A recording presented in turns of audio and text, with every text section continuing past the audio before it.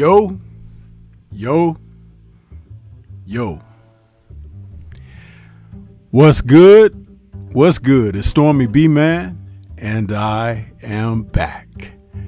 Welcoming you to another round of Stormybman'S Boxing Raps for this Monday, December 11th, 2023. We're doing this show tonight in the spot and place of Nerds on Culture because my co-host had some other matters to attend to. So next week we will bring you the show that was originally scheduled for this week, which is Top 90s Hood Films. So make sure you tune in next Monday for that. But we still got some boxing talk, huh? Coming out of a magnificent weekend of boxing where we saw the sport covered on pay-per-view, covered on regular television, and on an app. And with all of that boxing that was headed up for this weekend, some of us didn't get a chance to enjoy everything. So this was a great opportunity for myself to come in and talk about those other two cards that I didn't get a chance to discuss in my post-fight show, as well as give breakdowns on those matches because I was just inundated with work for the other pay-per-view matches. And since it was pay-per-view, I gave my dedication and energies to that because I was paying for that. So with that being said, tonight's show, the December 10th cards that were Ramirez versus Espinoza, broadcast on ESPN, and Billam-Smith, who took on Masternak, that was broadcast on Sky Sports as well as Peacocktv. For those of you who have like a Fire Stick, you can get Peacocktv on there, and some of the fights that they have on Sky Sport, you can get them on Peacocktv. So this is number 49 in the series of Stormybman'S Boxing Raps. So even this show, we're just moving right along. It's not a show that I do every week or even, I pick my spots when I can bring you boxing raps because there's always something to talk about with the sport of boxing. As you can see, I'm fulfilling that this evening. So welcome everybody that's out there. I appreciate you tuning in. Smash the like button as you come into the building. Now, I will say this. Some people thought to tune in to the Ramirez Espinoza card in between watching the pay-per-view, which was Devin Haney versus Regis Prograis. Others, yet and still, depending on where you are in the world, may have elected to tune in to see what was going on for the WBO Cruiserweight Championship title between Billam-Smith and Masternak. So I'm going to primarily talk about those two main events. There were fights on their undercards as well, but I want to focus in on their main events because both broadcasts featured the WBO titles in their main events. Ramirez was the WBO featherweight champion. Billam-Smith was the WBO cruiserweight champion. So that being said, it's like, hey man, there's always something to talk about in the sport of boxing. And there are people who just don't want to give the total dedication to the sport, rather to focus on one or a couple of individuals on a full-time basis. Hey, I'm not knocking it. The only thing is that I point out the fact that the more boxing that you're able to take in, more of the experiences of the matches that can be taken in, you will find yourself becoming more well-rounded with what you're witnessing. Styles and competitiveness, also the nature of fighters, get put on display when you watch them in this capacity. And this is something that I speak about on a regular basis, but it comes to light more often than you realize. So when we open up this evening, we're going to talk about Billam-Smith and Masternak. That particular fight, let me tell you something. Chris Billam-Smith is a champion, or a title holder, I should say, at this particular time, where he won the title back in May of this year with a majority decision over Lawrence Okolie in a fight that was one of the most ugly fights that I have ever seen in my life. And it wasn't due to Billam-Smith, believe it or not. It was due to Lawrence Okolie, who refused to fight back in that match. He spent the entire fight grabbing, hugging, mauling, pulling, clinching Billam-Smith, whom he was very familiar with. They had trained in the same gym for a number of years, sparred a number of rounds with one another, and so they were very familiar. And in that fight also, Okolie, who at that time was the champion with the WBO title, he stands 6'5" with an 82.5-inch reach. He was in there and he clinched his way. It was one of the most lackluster and lack of professional performances I had ever seen. The closest thing that I saw to something like that was the disqualification of Henry Akinwande when he had challenged Lennox Lewis for Lennox's, I think at that time was a WBC title that Lennox held in his possession. Akinwande was DQ'd for refusing to fight and only looking to hug and mug. Well, it was the very same thing in this fight, but Billam-Smith was able to break through with knockdowns, one in the 4th, 10th, and 11th rounds. And Okolie was deducted 1 point for holding in both the 5th and 7th rounds. I tell you, it was an eyesore. And I don't know that Okolie, if he's going to continue to fight like that, he should just give up boxing. I don't even know how he got the title, because that type of performance, people are not going to pay to watch you. His nickname in boxing is The Sauce. He's 30 years old, and his idea of spreading his sauce all over Billam-Smith was ridiculous. It was just appalling. But Billam-Smith came into this fight against Masternak, and he wanted to prove that he earned his title.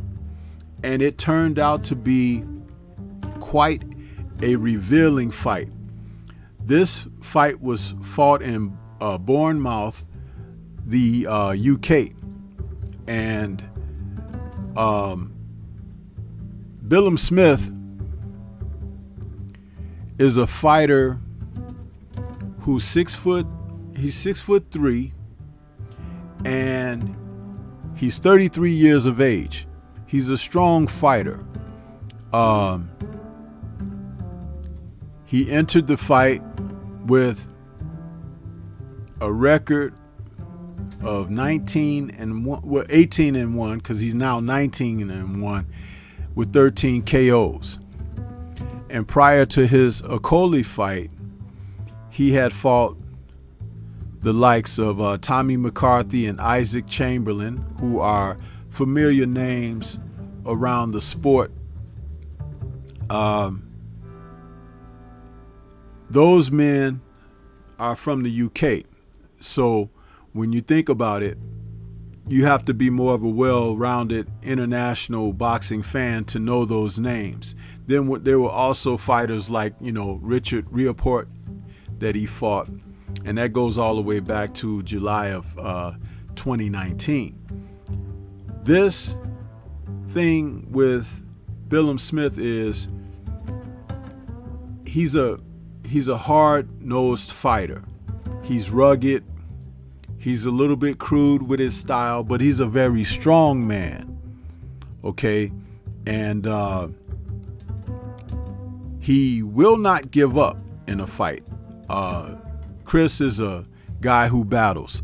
I looked at his match against Masternak as a competitive throwback fight from the black and white days of the TV, where you could tune in and watch boxing like this. The only thing that was missing was the fact that there was not enough technique in this fight that you used to see back in the day.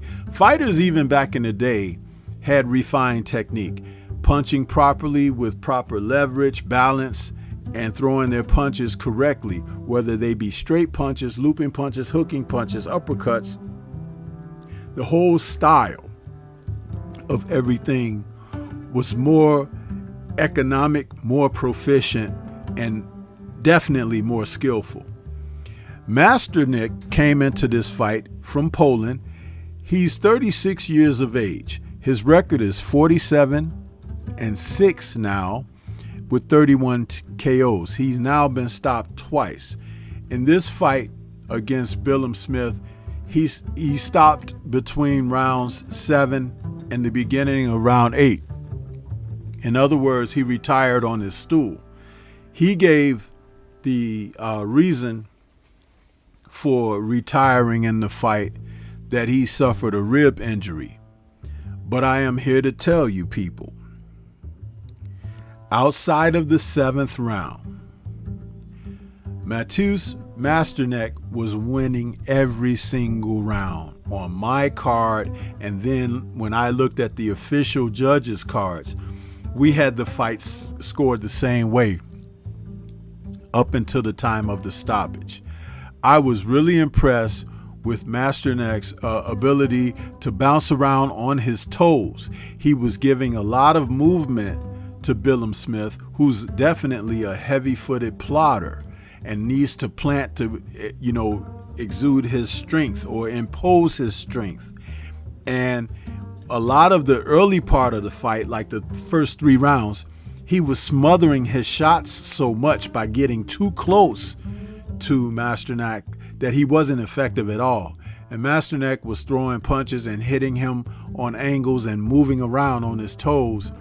If he had thrown his right hand a little bit straighter instead of looping it and arcing it, he could have possibly dropped Billam-Smith. It's one of those things that I'm looking at this and I'm like, you got professional trainers training you and you're in the gym, you're sparring. They can't tell you to tighten that technique up. I mean, he reminded me a lot of Oleg Maskaev, who fought in the heavyweight division and was famous for having knocked Hasim Rahman out and out of the ring in their fight.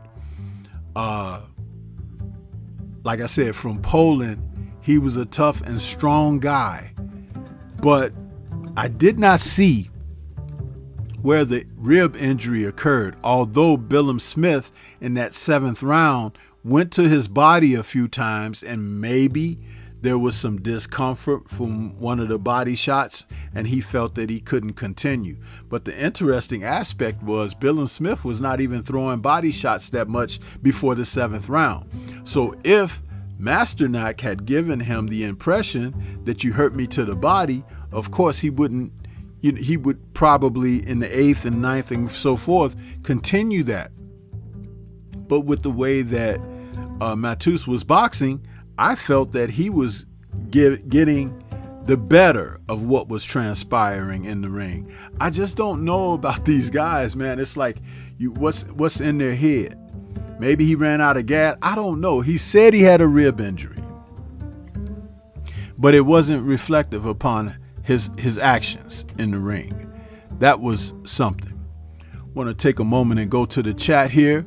We got a couple of brothers out there this evening that are here with me. I appreciate you guys showing up and writing in the chat, because we have a number of people who stopped by to view, but they didn't decide to stick around. Now, see, I talk about this all the time. I've got about 10 likes right now and double the amount of views. So it just goes to show, Stormy's not over here ripping the same subjects that a lot of people do, but I've put videos out today. So any of that kind of stuff, if you watch my video content, you know that Stormy can still cover the sport of boxing, as well as have something to bring you for these live streams as well. So just look at it like that.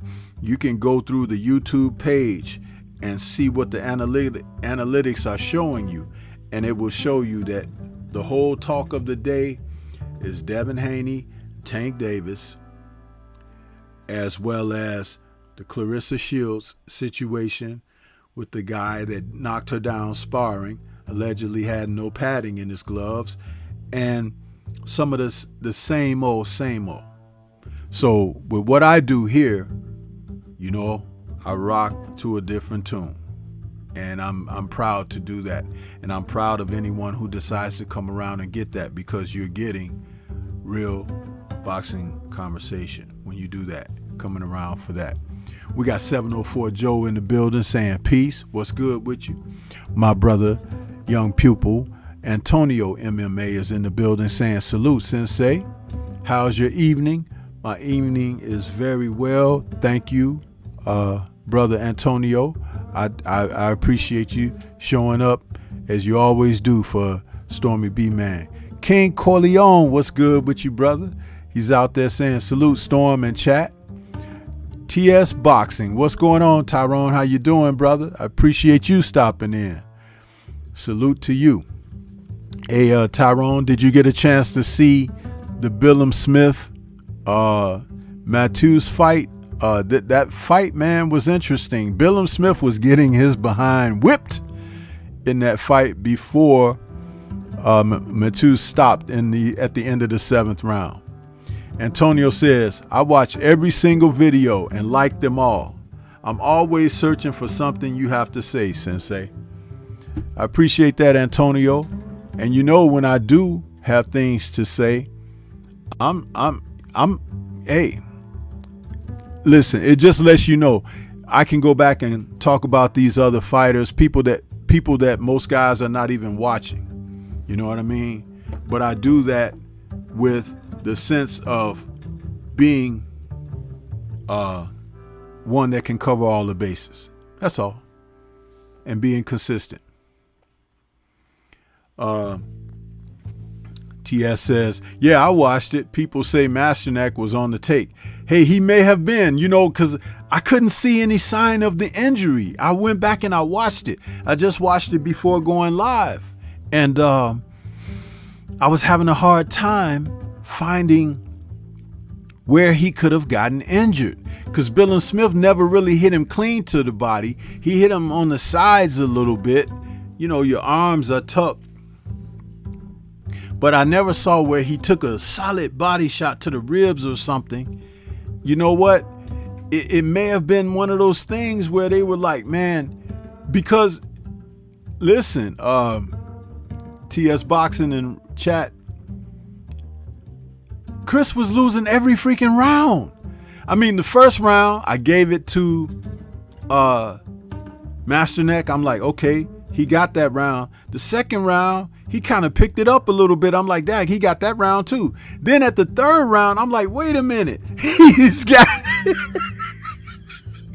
I'm like, Billam-Smith was looking like, dude, inferior. It looked like Masternak was the one who was the champion. And I made some notations on my scorecard. I said, Billam-Smith was coming in with these clubbing rights. He was smothering himself, getting too close to the mobile Masternak. Masternak was bouncing on his toes, moving around, circling, trying to stay away from the ropes, trying to keep the fight in the center of the ring, and doing everything he was supposed to do. And then Smith, he was like smothering his shots when he would get too close to the guy. And then he was like wrestling and stuff like that. Not like when he was in with Okoli, but I don't know if he was maybe trying to wear him out with his strength or something. But he wasn't landing the shots. And that's what made me think about this was like one of those old fights from the 40s or 50s, you know, where these guys, they don't have a lot of speed. They don't have a lot of mobility and everything, though the Polishman was a lot more mobile than Billam-Smith. And neither fighter, when they would throw their right hands, I noticed that they weren't finishing with left hooks. So I'm like, my goodness, if you can counter the right hand with a left hook, you can knock the other guy clean out. Neither guy finishing up there after throwing these wild right hands with left hooks. Neither guy. And I'm like, they're dead ringers and dead open for these particular shots. And see, that's why I watch boxing like I do, because when you can see the mistakes and you can also see where the coaches and trainers are not zeroing in on what the mistakes are to give their fighters the proper information so they can go forward. It's like, what are you doing? It's like, man, can't you see this? I'm looking at it at home on TV. You're sitting ringside. You can't see what I'm seeing? Oh, it's amazing, man. Amazing. TS Boxing says, I think Ben Shalom and Boxer are running a play with Billam-Smith. When I see Chris, I don't see world champion. I see mailman. Just my honest opinion. Hey, man. He looks like that wrestler turned actor that plays the Peacemaker. What's his name? Can't think of his name right now. He was also in the Fast and Furious, Fast X. He played Dom's brother. I can't think of that wrestler name. You guys may know these wrestlers better than me. But that's who he looks like. And maybe they're just trying to market him because he kind of looks like that guy. And it's like, man, we can make some money. I don't know, man. But his skill set does leave a lot to be desired. And Masternak, yeah, John Cena. There you go, TS Boxing. I couldn't think of his name. And I had his name in my mind like earlier today. John Cena. He looks like him, right? He looked like he could be his brother or something. They're not twins, but he does look like he can come from the Cena family. And he's kind of built like the guy too. It's like kind of husky and, you know. But I'm like, man, this guy, he's killing me with what he's doing out there, right? It's like just a plotter, you know. It was like watching The Mummy and Return of the Mummy in there with each other. It's like a universal horror film. It's like these guys come up out of 1,000 years out of Egypt. Boris Karloff as the Mummy. It's like, here it is. Chris Billam-Smith as the Mummy. The Mummy's Return. Coming in there trying to wrap up what's his name? Matus Masternak. That's a heck of a name, right? Matus Masternak.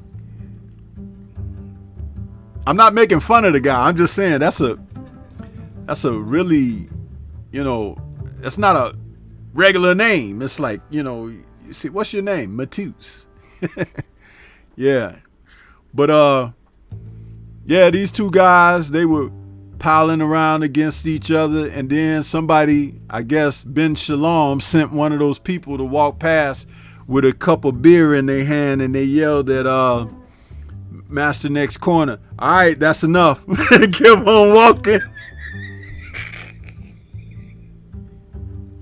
And then they was like, okay, Matus, when the ref comes over, when the bell starts for the next round, you just gonna stand up and say, I can't go. And it's your ribs. Yeah. But you're right, TS Boxing. Ben Shalom, man. He got some funny stuff going on there. And then when they interviewed ringside, they had what's her name? Caroline Dubois and that dude Azim sitting next to her. They asked him, hey, this is a pretty tough fight for Chris. How do you have it? Dude gonna say, oh, it's a close fight. Dude, that was not a close fight. Billam had lost the first 6 rounds. What are you talking about? It was a close fight. Caroline said some stuff, politically correct and all of that. And I was looking at her. I'm like, did Caroline put on some light colored foundation or something on her face? Cause dude, she looked kind of bright skinned to me on, sitting in that audience, and they ain't even had the set lights up on her or nothing like that.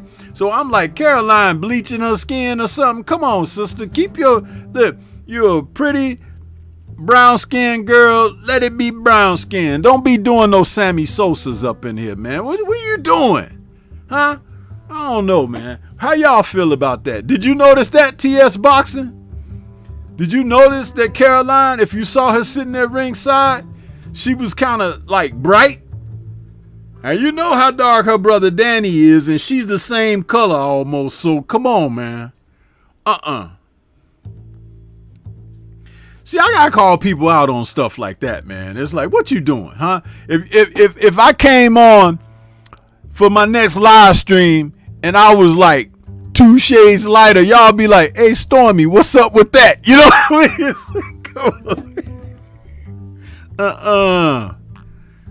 like, you make a little money and now you want to change the color of the honey. No, man.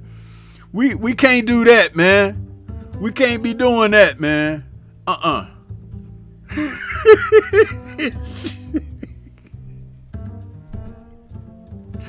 See, I have to say it, man, because this is like, okay, you want to hear these other folks talking about Tank Davis all the time, but it's like, hey, what's up with Caroline Dubois? She used to be as dark as Serena Williams, and now she's working on looking like Jada Pinkett. What's going on? Huh? Something's wrong. There's something lost here in translation. Am I imagining it, y'all? Lewis Hinton, what's good with you? I see you out there. Antonio MMA says, weird. Yes, sir. 704 Joe says, bleaching the skin. I'm dead. Yeah, man. Did you see it? I mean, it's on Peacock, and you go back and look at it, man. I think it was between the 4th and 5th round or the 5th and 6th round. They went to the corner and went to the sidelines and was interviewing them. I'm like, oh, girl, look kind of bright. What's up with that?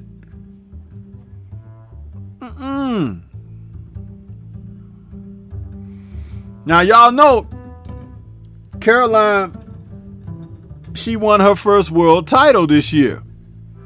And I said she was going to do it before the end of the year. And she did. She probably went straight to the salon when she got that check. Her family probably still looking for her.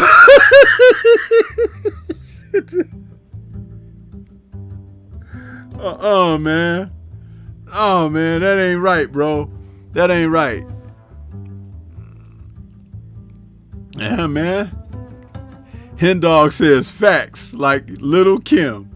He says, salute everyone. Y'all hit that like button ASAP. Yes, sir. Jimmy Bernard in the building. He says, salute, Sensei. What's good, chat? Antonio says, oh, Sensei, could have been makeup. Yeah, they got that kind of makeup. Listen, I said it earlier when I first started talking about this. They got that kind of foundation that these girls can put on and it make them look like a different person. It's like, clown makeup is what we call it. Old school folks. But that's that kind of makeup that them trannies and stuff put on and have you thinking that they women. They shave and then they put that stuff on, and you be like, oh, he look like a, exotic woman with all the eyeliner and stuff. It'd be a dude, huh? And they got that foundation stuff. You put it on, it can change your color. They show that kind of stuff on TikTok all the time. You see those girls, they play that music, dun, dun, then they go whoop, something go over the screen, and then you see them and they be like, dun, and it's like, it look like a different chick,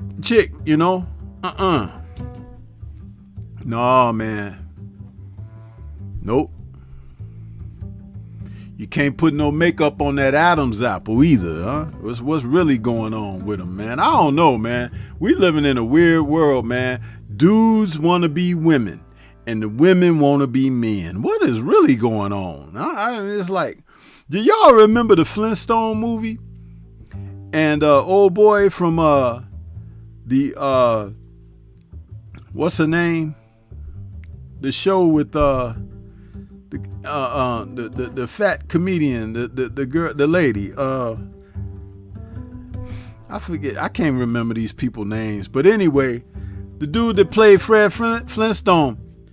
Then they had old girl who was a lesbian playing Barney's wife, Betty. Betty was supposed to be pretty and fine, right? Man, they had that old girl playing Betty. No, man. You making me mad doing that kind of stuff. Rosie, there you go. Thank you, Jimmy Bernard. Rosie O'Donnell playing Betty. If you don't get all the way the hell up out of here with that foolishness, man. Come on. No. Nope. No. All the fine women in Hollywood that they could have got to play Betty, and they got Rosie O'Donnell. And I don't want to hear they hired her because she was a comedian. No, that was somebody that was crapping on the Flintstones, source material, man. Whoever thought that would be a funny thing to do, they, take them to the top of the Empire State and give them the fast elevator to the lobby.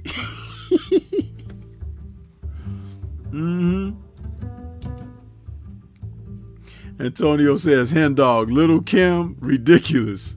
He's laughing with the face palm. Yeah, man.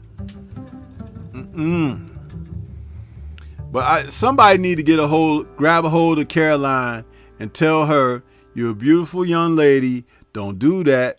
Could y'all picture if Clarissa had did that? Because, she really likes Clarissa and kind of admires her, looks up to her a little bit like a big sis, right?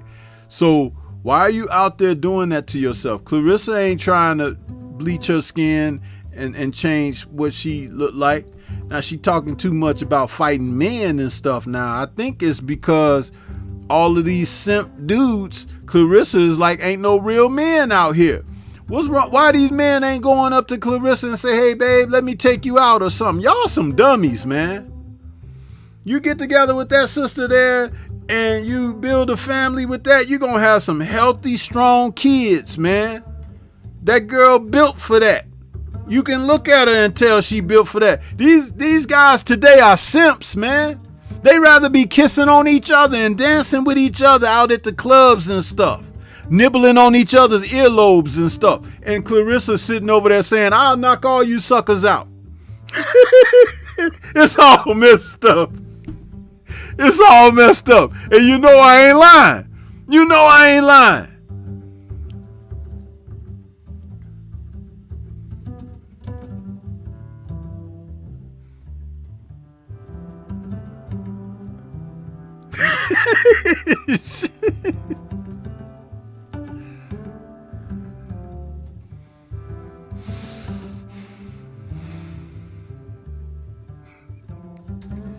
Man, it's crazy. It's crazy, bro. But these guys, they sleeping on Clarissa. And I'm going to tell you something. A few years ago, she mentioned that she had a big time crush on Anthony Joshua. But he over there lathered up in baby oil in a circle of men, and everybody got on coochie cutter shorts. What the hell is that? If I was AJ during that time and I heard that Clarissa had a crush on me, I would have been like, I'll see y'all niggas later. And I would have been over there with Clarissa. And y'all be talking about, oh, they make a great couple, huh? They both can knock people the hell out. But no.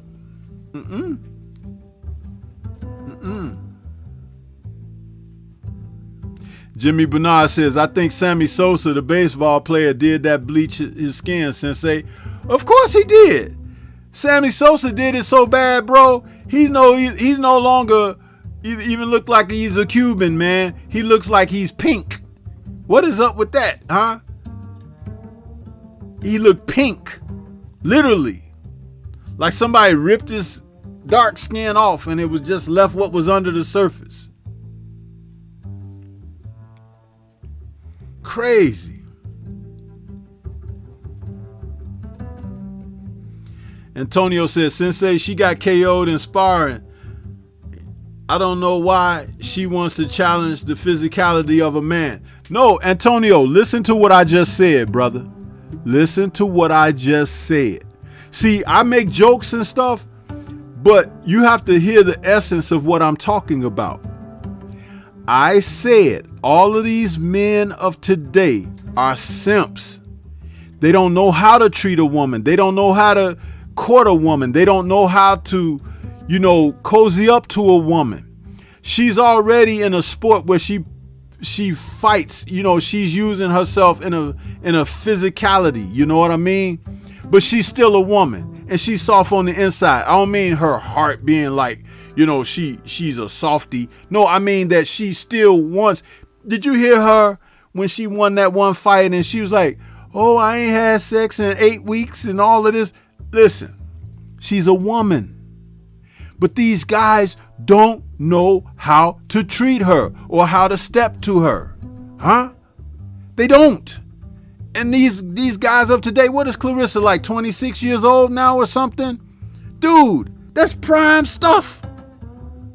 These dudes are dumb.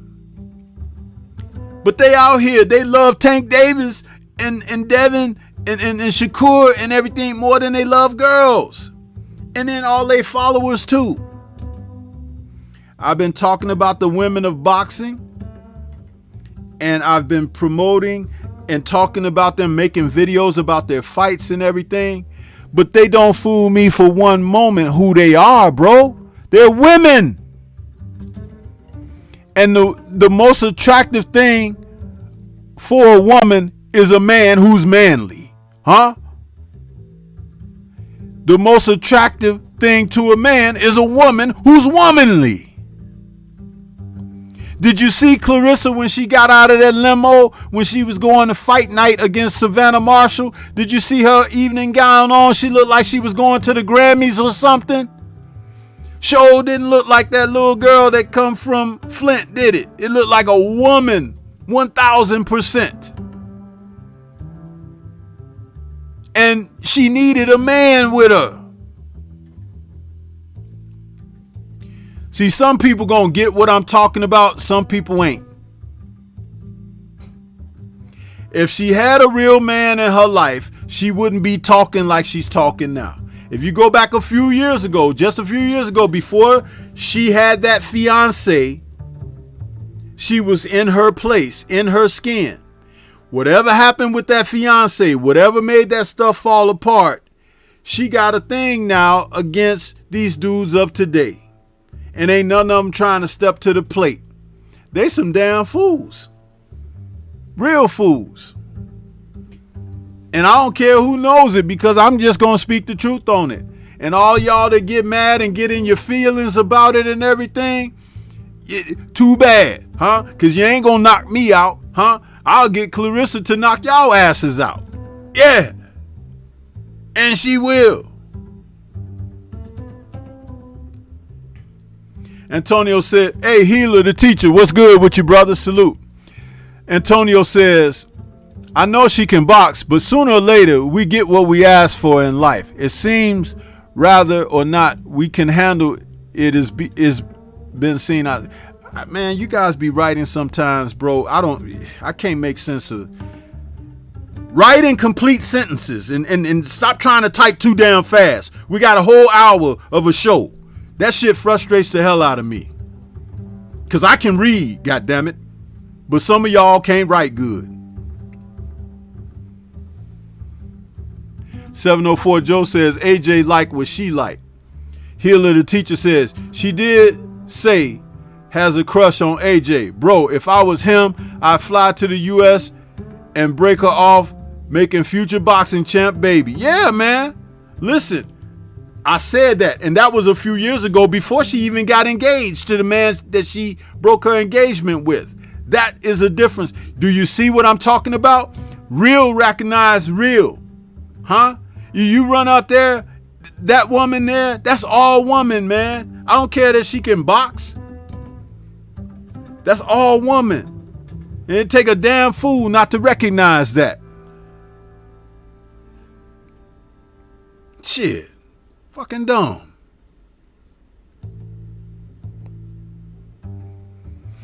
Night Train in the building saying, peace, Stormy. Clarissa can knock me out anytime. You're damn right. Antonio says, that's all I like right there, Sensei, because I can do everything else myself. I just need the feminine energy. Jimmy Bernard says, Clarissa is a very attractive young woman. Yes, she is. And these guys are dumb. They're dumb, bro, because it's like you look out here. Now talk about these dudes. They out here and they hugged up and booed up with each other. Dudes. And a lot of them in the sport of boxing or professional sports at all. Look at this news that's been coming out about Dwight Howard. All of 7 foot and dude shoulders wide as a brick wall and all of this, but he out there booing up with dudes. Get out of here, man, with that foolishness.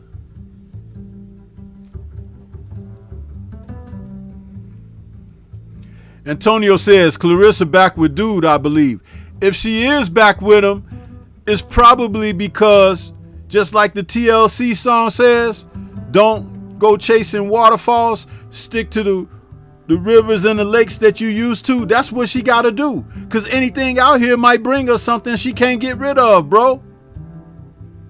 But dude need to man up, too. He need to man up and be a man around her. Yeah, your woman is a celebrity. She's a professional athlete. She's in the limelight. But dude, you need to be right there, right down with her, right next to her. Whenever something happens, you be right there to keep all that negative energy away from her. And you give her the most masculine energy that you can, because that's all she needs. Do you guys know that Michaela Mayer, her boyfriend, is black? And you don't see him on camera all the time because that's that kind of thing that the PTB, they don't like you when you're doing that. And they try, they don't give you opportunities and stuff like that. So they got an understanding, but he in her life. He ain't far away. You can believe that.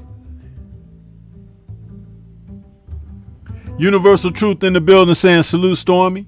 TS Boxing says, Dwight Howard went from it's a lie to what I do in my bedroom is my business. Yeah. Well, if he wasn't so weird with it, it wouldn't become well known to the world. That's because he kept venturing out to the people begin to look and take note and be like, dude, what's wrong? This dude is a weirdo. He didn't have to go and grab that dude's junk on the bench in that NBA game where the cameras was following him because he was out of the games in his street clothes because he was injured or something, but he walking up grabbing another man's junk on the bench. You don't play like that, bro. You don't play like that. That was them being for real with each other. Man, please. Said nothing but a thing. Anyway, Eric Jordan, what's good with you? Let me get back to the Robisi Ramirez fight against what was the kid's name? Rafael Espinoza. Listen, man, that's a fight of the year candidate right there, bro. That's a fight of the year candidate. This kid, Rafael Espinoza, man, he came into that fight and they said he had been a pro for he's 29 years old. He had been a pro for 10 years. He had a very small amateur record. But he's 29 years old. Featherweight, that is 6'1". He fights out of Guadalajara, Mexico. So he's right down there from where Canelo and them folks are. This kid is now the WBO featherweight champion after defeating Robeisy in a 12-round fight that saw both men hit the canvas. He dropped Robeisy in the 12th round, and Robeisy dropped him in the 5th round.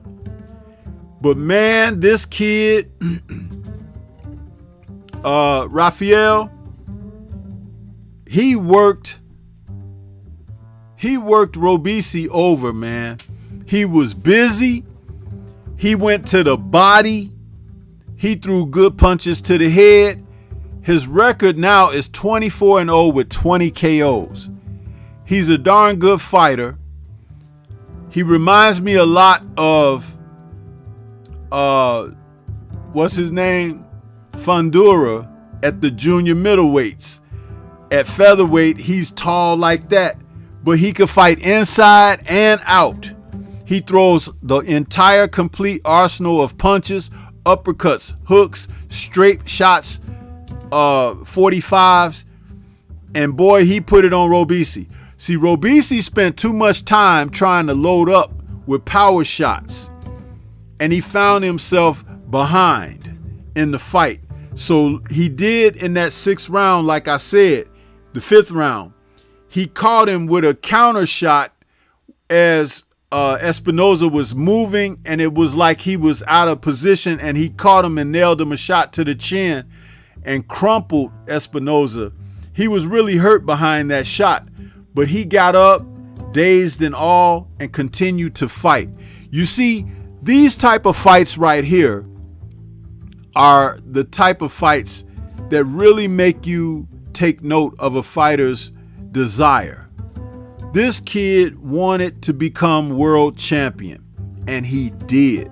But let me tell you something else about him coming out of Guadalajara, Mexico. The mere fact that a lot of people did not know about him, but where he hails from, is the very reason that Canelo Alvarez doesn't want to fight Mexican fighters. Because there's always one ready and willing to step up, to take that next opportunity to become someone of note. And Canelo knows that. He knows. And he doesn't want to fight these kind of guys because, and of course I know that Espinoza is not in his weight class. He's a featherweight. But I'm giving the example of the fighters who come from where they come from. These guys are nuts and guts for the glory. And Canelo knows that. And he doesn't want to fight like that anymore. But he knows that there are fighters out there who fight like that. And since he now has knocked his edge off because of the success he's had economically and everything, he doesn't want to upset that apple cart. But I'm going to tell you something. There's a fighter in the gym grinding right now that'll knock Canelo into tomorrow. And he knows that. So what he's going to do, he's going to say with pride, well, I represent Mexico. And you, of course, the Mexican fighters, they respect him, and the up and comers I'm talking about. But if they had a chance to sign on that line and fight him, they go in there and end him because they're hungry. See, that's that thing. The eye of the tiger, those guys all have it. You can't see Canelo's eyes because he got those designer shades on. You see what I'm saying? And that makes all the difference in the world.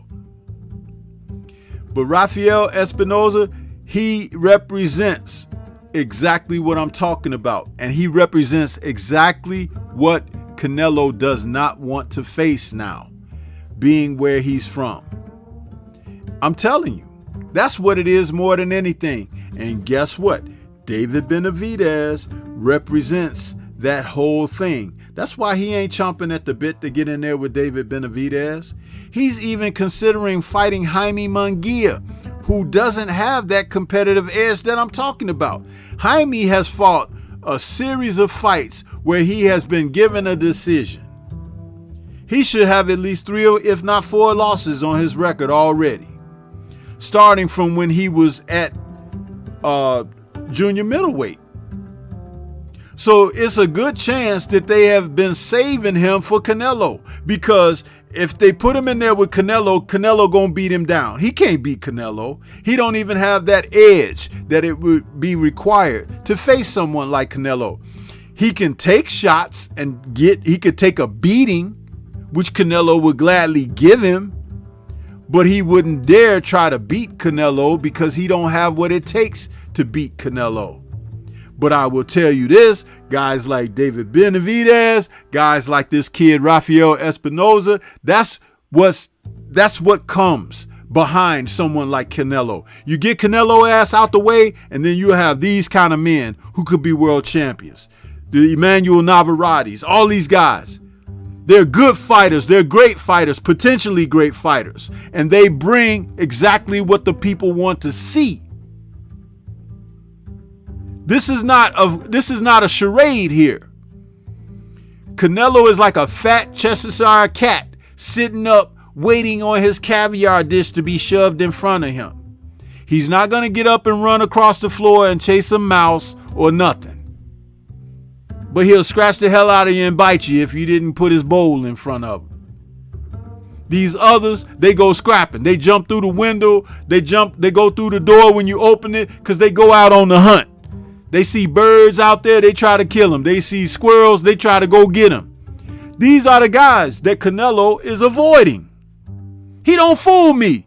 I've been watching boxing since I was about 6 or 7 years old. I know what I'm saying here. Salute to the brother Renee Box Young. I see you out there, man. Hey, Renee, you never sent me that email, man. I'm glad you're here tonight because I want to bring you on in the eye of the storm, brother. That's why I asked you to send the email. If you don't want to be on the show, that's fine. Don't worry about it. But that's why I was asking you to email me so I can get you out there in the eye of the storm. Now, he also says, salute to the Stormy OG. Very well said, Mr. Stormy. So true, man. When I see it time and time again that the comfort of lavish living makes fighters complacent and that fire dwindled away.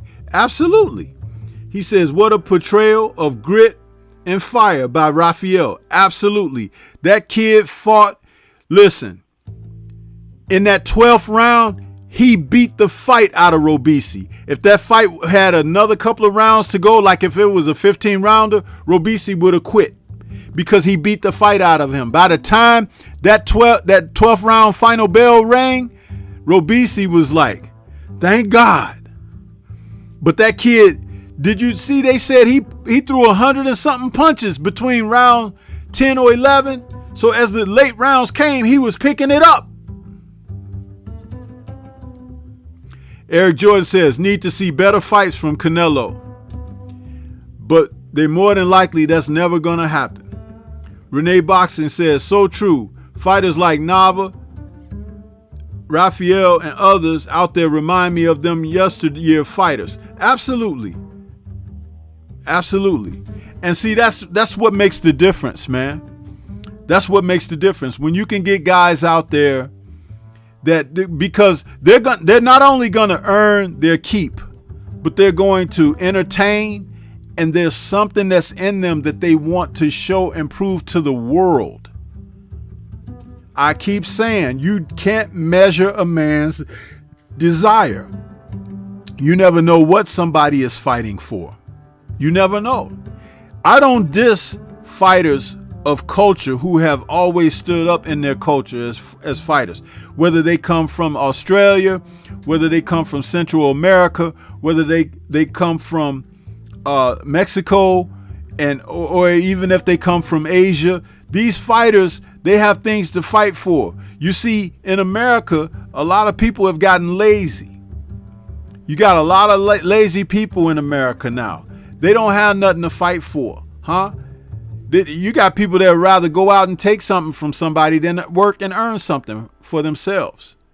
And that whole change in adopted culture, do you guys see across cities in America? You got these young folks doing these dash and grabs in stores where they come in groups and just grab up a lot of merchandise and run out the store. That type of mentality right there. But see, if they had caps busted in them and they were laying where they did their due, then that stuff will stop. But just to have the type of mentality to do something like that, yeah, foolishness.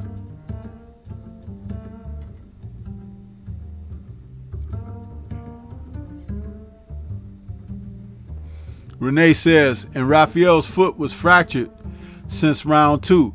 No, it might have been that round that he got dropped, Renee, and that was the 5th round. He got dropped in the 5th round and he fell kind of awkward. That might have been when it happened. But my goodness, he started out strong, and I had him winning like the first 4 rounds, and then Robisi dropped him, and it took him a couple of rounds to get back, but by like round 8 and 9, he was starting to come back again. So what a performance by that kid, though. I'm so happy for him that he won the title and he has an opportunity to change his quality of life. I keep talking about it. An old colleague of mine used to talk about there's somebody in the gym right now beating on a bag that can take care of the champion. He used to say that all the time. And he was right. 100% right. But yeah, that's what's up, man. 1000%.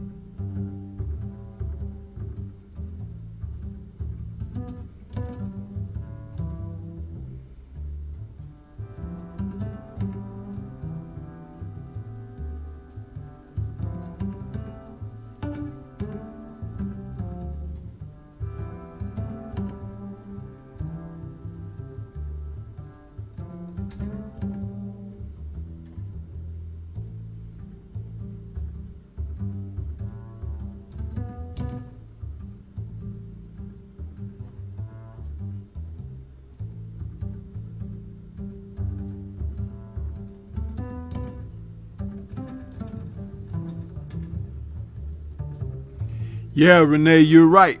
I think that Jesse versus Sonny is going to be a heck of a fight as well. That's why I got a video coming this week, Friday, about that. That's my Friday video premiere Friday morning, man. talking about that. And I'm going to tell you something. Sonny might upset Jesse. What a lot of people didn't realize is that in Jesse's last fight, his jaw was broken. We got to find out if he's fully recovered from that. Can he take a punch to the face now? Punch resistance is important. And he has shown that in the past. And Sonny Edwards is not a big puncher, but he's a volume puncher. And it don't take too much. You hit a guy the right way.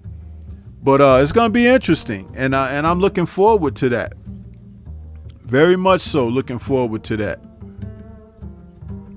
So, but with that being said, let me go to my man Focus Ball. We're gonna hear from my man Focus Ball. Get ready to take your striking game to the next level with the Focus Ball. Dramatically improved footwork, timing, head movement, hand-eye coordination, reflex, and overall fight IQ. It's lightweight and extremely portable, so you can train every time, everywhere. When you don't have a coach to do mitt work, get a Focus Ball. When you don't have a heavy bag to hit, get a Focus Ball. When you don't have a sparring partner, get yourself a Focus Ball. And when you just want to have fun punching and kicking, get a Focus Ball.